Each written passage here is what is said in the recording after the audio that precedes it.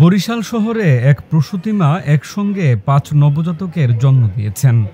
শহরের ডায়াবেটিস হাসপাতালে লামিয়া আক্তার নামে এই গৃহবধূ একসঙ্গে ৩ ছেলে ও ২ কন্যার জন্ম দেন।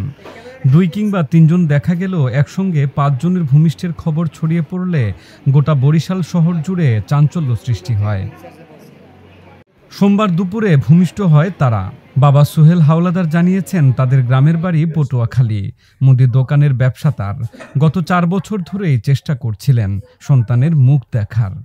চিকিৎসকের শরণাপন্ন হলে অবশেষে তাদের ঘর আলো করে আসে ৫ সন্তান। আমি ৫ সন্তানের মা। আমি খুব এক্সাইটেড, আমি অনেক খুশিতে আছি। ৫ বছর পর আমাদের বাচ্চা হয়েছে। আমি আমার হাজব্যান্ড সবাই, আমাদের ফ্যামিলির সবাই খুশি। সবাই আমাদের জন্য দোয়া করবেন। আল্লাহ পাক আমাদের সন্তান দিয়েছে, ওদের যে সুস্থ রাখুক, আমাদের যে সুস্থ রাখুক, এই দোয়া করবেন আপনারা। ৪ বছর চেষ্টা করার পর আল্লাহ আমাদের মুরগির দিকে তাকাইছে, তাই জন্য আমাদের ৫টা সন্তান হয়েছে। ৩ জন ছেলে ২ জন মেয়ে। আমরা সবার কাছে দোয়া চাই যেন আল্লাহ আমাদের সবাইকে সুখে রাখে, শান্তিতে রাখে। সবাই দোয়া করবেন। বিরল এই দৃশ্য আত্মীয় স্বজনের পাশাপাশি এক নজর দেখতে ভিড় করছেন অচেনা বহু মানুষ।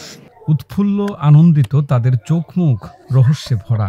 খুব ফাস্ট দেখলাম, আরো হয়েছে ২, ৩, ৪, কিন্তু ৫-এ আসে। এইটাই বরিশালের মতো অন্তত পক্ষে ফার্স্ট একটা ঐতিহ্যবাহী একটা ঘটনা। ৫টা বেবি, আর একেবারে কোনো সিজারিং না, নর্মাল ডেলিভারি। আমার এই চাকরির বয়স এই ১৭ বছর। ১৭ বছরে আমরা ৩টে বাচ্চা দেখছি, 2টা বাচ্চা দেখছি, কিন্তু এরকমের 5টা বাচ্চা আমরা কোনো সময় দেখি নাই। আমরা সবাই আনন্দিত আর কি, এবং প্রত্যেকটা স্টাফ তারা খুবই খুশি, আনন্দিত। কালকে থেকে হসপিটালে মনে হয় যে একটা উৎফুল্ল আনন্দের ভিতর আছে। এরকমের যে স্বইচ্ছাকৃতভাবে আল্লাহ যে তাকে এরকমের একটা বাচ্চা কাচ্চা দিছে, এই জন্য তো একমাত্র রহমতের মালিক আল্লাহ। চিকিৎসকেরা বলছেন, মা সন্তান সবাই ভালো আছেন। সিজার নয়, নরমাল প্রসবে হয়েছে। যদিও ঘটনাটি সাধারণ নয়, তবে চিকিৎসা বিজ্ঞানে এর নজির রয়েছে। বর্তমানে নবজাতকদের শেরে বাংলা মেডিকেল কলেজ হাসপাতালের নিবিড় পরিচর্যা কেন্দ্রে রাখা হয়েছে। ওয়ার্ল্ড হেলথ অর্গানাইজেশনের একটা হিসাব অনুযায়ী প্রতি ১.৫ কোটিতে ২ জনের এরকম হইতে পারে। ১.৫ কোটির মধ্যে এই মা একজন পড়ে গেছেন, এবং উনি ৫ সন্তানের জননী হয়েছে, এবং তার ভিতরে ৫ সন্তানই এখন পর্যন্ত ভালো আছেন, এবং যাদেরকে আমরা এসকানুতে নিবিড় পর্যবেক্ষণ যেটাকে বলা হয় বাচ্চাদের জন্য, সেখানে অলরেডি শিফট করা হয়েছে। চিকিৎসক জানিয়েছেন, বন্ধ্যাত্বের চিকিৎসার সময়ে ডিম্বাণু তৈরির জন্য ওষুধের ফলে অনেক সময় বহু ডিম্বাণু তৈরি হয়। তাদের একাধিক সন্তান গর্ভধারণের সম্ভাবনাও থাকে। এটাকে মাল্টিপল প্রেগন্যান্সি বলে। খুব স্বাভাবিক বা সুপরিচিত ঘটনা নয়। সাধারণত যমজ, ক্ষেত্রবিশেষে ৩টি, 4টি ও কোয়াড্রুপলেট কিংবা আরও বেশি সন্তান ধারণের ঘটনাও হতে পারে।